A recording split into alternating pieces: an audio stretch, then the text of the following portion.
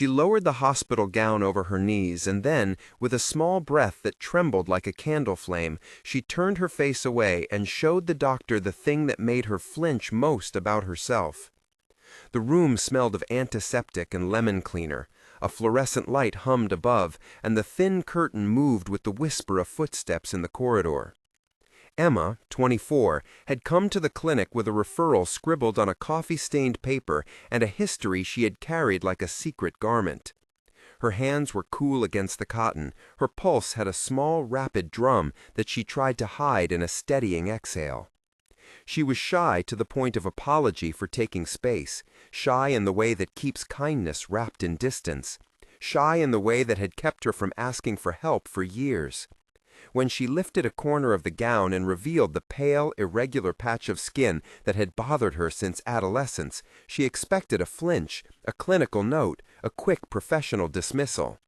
What she did not expect was for the physician to tilt her head, to meet her eyes with something that was not clinical at all, but human and immediate, and to say, softly, not in the tone of a teacher, but in the tone of someone who had once been small and scared too, "You are brave."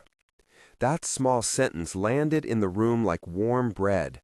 That small sentence would be the hinge for everything that followed. How could a single compassionate reaction in a bright, sterile room change the course of a young woman who had learned to hide? How could a doctor see more than a surface and open a door Emma had believed forever closed? The light outside the clinic was flat and urban, a mix of distant traffic and the metallic scent of a nearby laundromat. The walls were paper-thin, and the waiting room chairs were the kind that creak when someone stands after waiting too long. Emma had learned to read rooms the way other people read faces. She noticed the way Nurse Clara hummed quietly as she stacked charts, the way the receptionist, Marcus, tapped a ballpoint until the rhythm matched a song on the radio. She noticed the smooth, reassuring tone of Dr. Priya Rao the moment she entered, the small, lived laugh lines at the corner of her eyes, the steadiness of hands that had sutured more than they had spoken. Emma carried with her a small folder of old reports and a photograph folded twice, a remnant of a life before she learned to shrink. Her backstory was stitched in 3 parts. As a child, she had been curious and loud, running barefoot through a neighborhood where the smell of frying plantain and hot oil made each afternoon sticky and sweet. Her mother, Ruth, worked second jobs and taught her about careful saving by hiding coins in a mason jar beneath an old cookbook. School had been a refuge where her art teacher, Miss Alvarez, praised the way she shaded light and shadow, the way she found comfort in patterns and texture.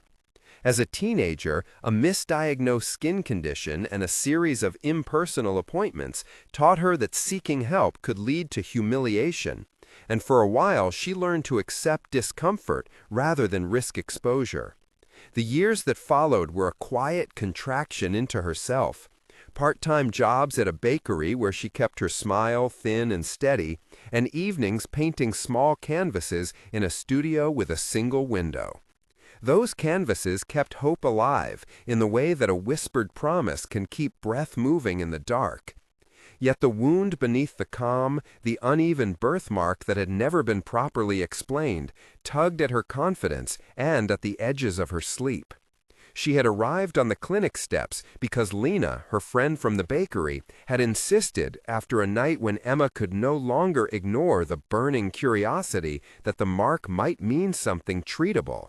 Lena had been blunt and kind in the way friends can be, pressing a paper cup of tea into Emma's hand and saying, "You owe yourself an answer," as if that alone could make bravery simple. The present was a careful reconstruction of those past pieces, each memory woven into the reluctance and the quiet courage she now held. The discovery that followed was small at first, and then accumulating like pebbles rolled into a tide. When Dr. Rao bent closer and asked a few curious, non-judgmental questions, Emma heard details for the first time explained in a language that did not feel accusatory. The doctor smelled faintly of jasmine and wore a thin gold chain that caught the light when she nodded. She listened to Emma describe when the patch had darkened and the nights she had spent tracing its edges with a fingertip as if mapping a scar. The chart rustled, the clock in the hallway clicked a slow, impartial time, and Nurse Clara left a cup of lukewarm tea she had brought for Emma. Then Dr. Rao said a word that Emma had not expected to hear in such tenderness: rare. The word was not a verdict meant to frighten, but a doorway to curiosity, to investigation, to possibility. The nurse's clipboard created a small percussion. The fluorescent light buzzed and then dimmed a fraction for a moment, and in that pause, Emma felt the first crack of something in her chest that might be hope. It was the kind of quiet discovery that makes you sit up after lying down for years. Within the next hours, a small team mobilized in ways Emma had not imagined. Dr. Priya Rao made a phone call at her desk with a tone that mixed urgency and calm. She spoke to Dr. Michael Chen, a dermatologist at the university clinic, and to Sarah, director of a local community arts program that partnered with medical outreach. She wrote a note to a social worker named Ethan and, with a decisive nod, asked Nurse Clara to help Emma schedule a follow-up. Marcus at reception found an earlier slot and rearranged appointments with a quiet, logistical music that felt like permission to hope. The investigation was both clinical and human. Researchers wanted images. The community program wanted to know if Emma would consider a small project that fused art and health storytelling. Each person on the line had a voice and a name and a purpose. Dr. Chen explained technologies with clarity and care. Sarah promised privacy and an artist stipend. Ethan offered counseling and practical support. And Raphael, a volunteer photographer, offered to document her process if she consented. The corridor smelled faintly of coffee as they arranged transportation vouchers and a referral letter. The city, a chorus of distant horns and a baker's warm bread steam, pressed against the hospital windows. Emma felt both exposed and seen. She was offered more than a diagnosis. She was invited to tell a story. The invitation itself was a small kindness that began to reframe her relationship to her own body and her own history. The first face-to-face reconnection came in a day that tasted of rain. Dr. Rao sat across from Emma in a small consultation room with a window that framed a slice of sky. They spoke with an honesty that was clear and quiet, and the dialogue that followed was a choreography of trust. "You do not have to tell me everything at once," Dr. Rao said. "I want to understand what feels hard and what you want," Emma answered, voice low. "Would you like someone with you at the next exam?" Dr. Rao asked. "I might ask Lena to come," Emma said. "Only if you want," Dr. Rao replied. "There are options," Emma whispered. "There are options," Dr. Rao repeated, softer, leaning forward. "We can do imaging, genetic testing, and also a connection to support," Emma asked. "Will it change how people see me?"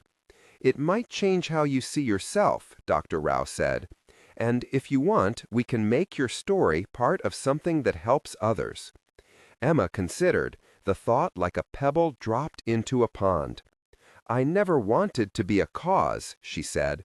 "No one asks you to be that," Dr. Rao replied. "You may choose what you share." The conversation moved through 8 careful exchanges, each line a stepping stone, the room filling with the sound of 2 people making space for a decision.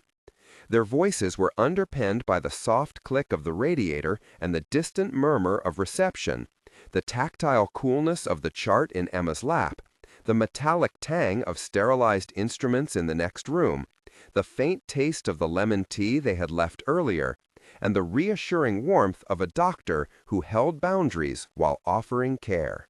A moment of tension arrived when Emma agreed to imaging, and the technicians discovered a pattern that suggested a condition linked to connective tissue, something that required both medical attention and long-term monitoring. The waiting room shrank in that instant. Her ears filled with a sound like distant rain amplified. Her palms slick against the paper on the chair, and the fluorescent light seemed too white. She remembered a childhood memory of her mother tucking the mason jar under the cookbook as if money could fix more than bills could ever repair. The memory crowded in, and for a breath Emma considered running. Instead, she stayed and listened as Dr. Chen explained possibilities, as Ethan offered appointments for counseling, and as Sarah described an art project that would pay her for her time and give her a platform if she chose. The combined voices formed a net. The tension in that moment was not melodramatic, but precise, contained, about choice and vulnerability and the fear that acceptance might cost her control. It filled roughly 500 words worth of tight, rattling emotion that was loosened slowly by kindness, by logistics, by a small contract that promised payment and privacy and a slow rebuilding of trust. Another significant tension came when Emma's story was first suggested for a community exhibition. The idea of public attention frightened her. She imagined curious eyes and whispered speculation, the metallic taste of humiliation, the gallery lights magnifying every flaw.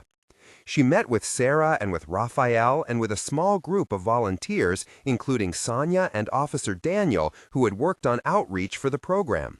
They spoke in a room that had the faint scent of acrylic paint and old wood, the walls a soft neutral that made canvases breathe. Emma asked if she would retain editorial control, and Sarah said yes, absolutely, your voice, your terms. Raphael offered to photograph textures and hands rather than faces if that felt safer. Sonia suggested community panels to accompany the exhibition so that information and resources traveled with the art. The conversation had the long cadence of negotiation, the tactile sensation of Emma's fingers tracing the edge of a paint tube, the warm pressure of a supportive hand on her shoulder from Lena, and the nervous laugh that sounded like rain on a tin roof. The tension subsided into a plan with clear guardrails and the promise of support. When the project moved into action, Emma began to transform in small, almost domestic ways. She painted in daylight instead of at midnight, her canvases shifting from shadow studies to works that included maps and soft, repetitive patterns. She met volunteers like Raphael the photographer, who had a gentle curiosity about texture and turned images into stories.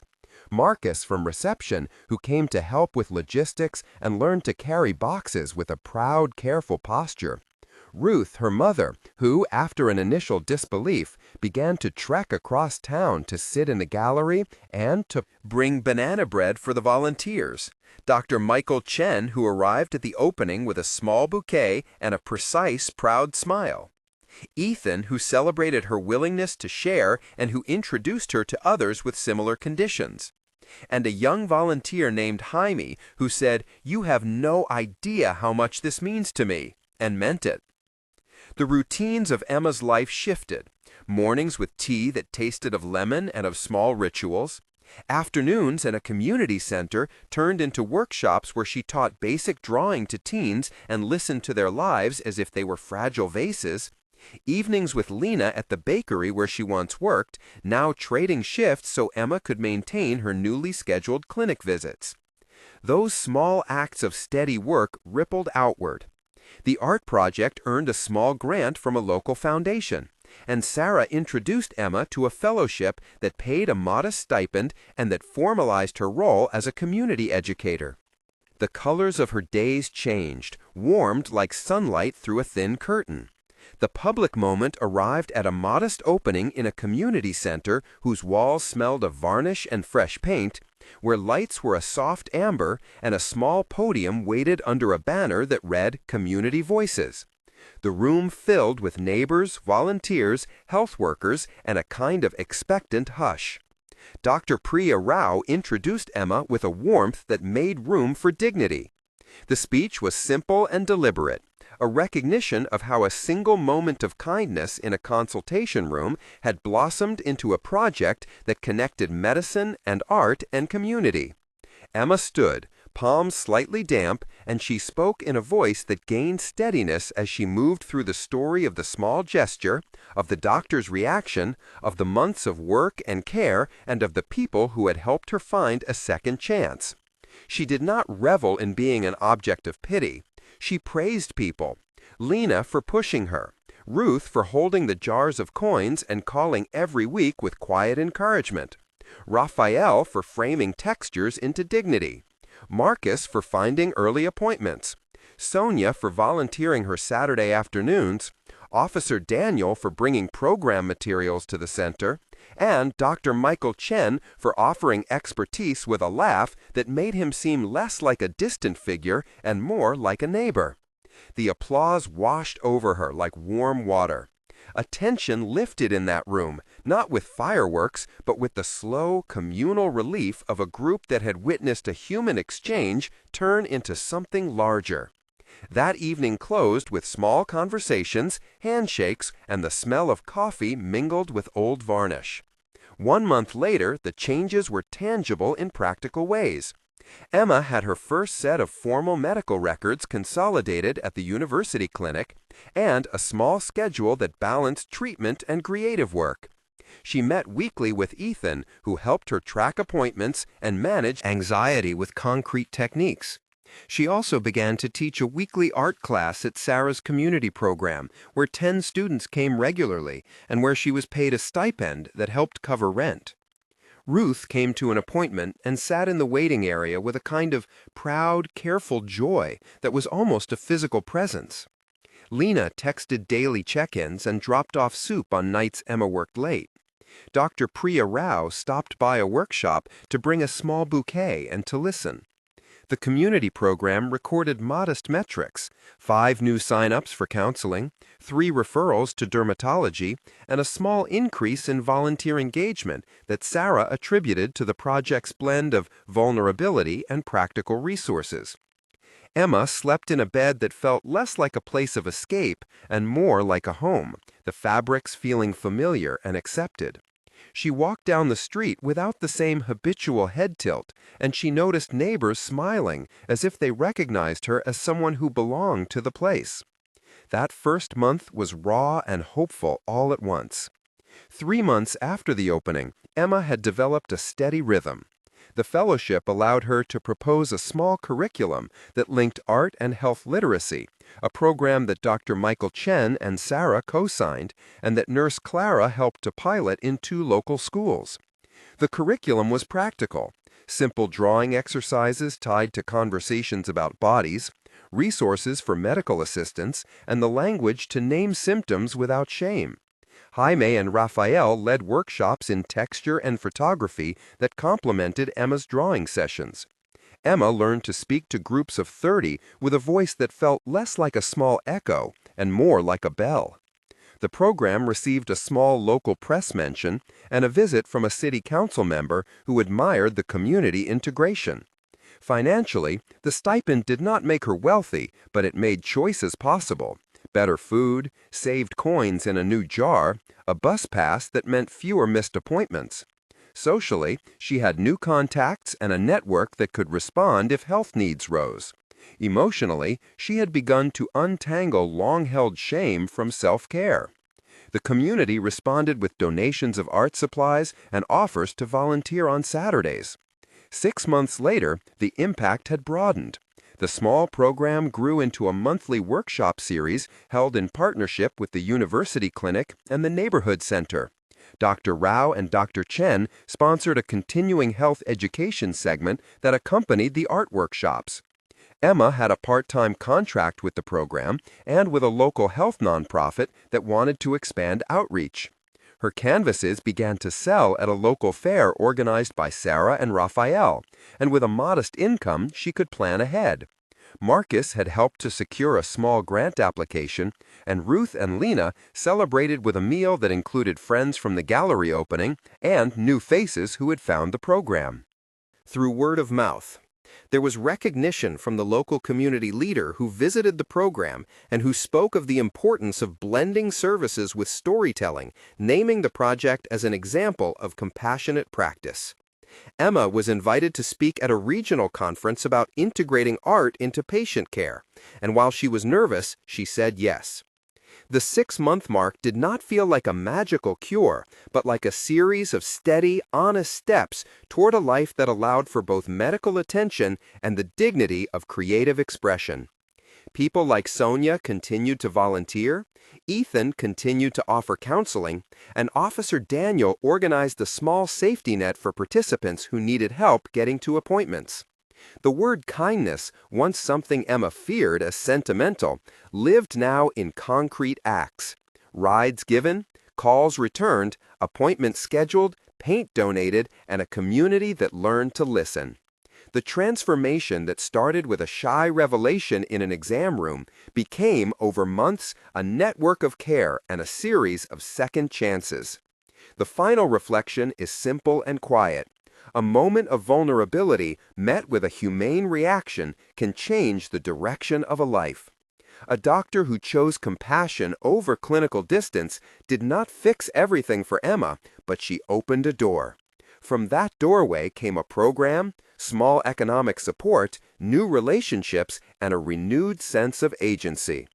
People like Lena, Ruth, Dr. Priya Rao, Dr. Michael Chen, Nurse Clara, Sarah, Raphael, Ethan, Sonia, and Marcus all played parts that were ordinary and extraordinary at once. If this story touched you, think of a small kindness you might offer someone today and share it in the comments, starting with one time, so we can build a thread of real moments that matter. If this narrative reminded you that hope sometimes arrives folded into a single sentence, subscribe to hear more stories where simple gestures become openings for change.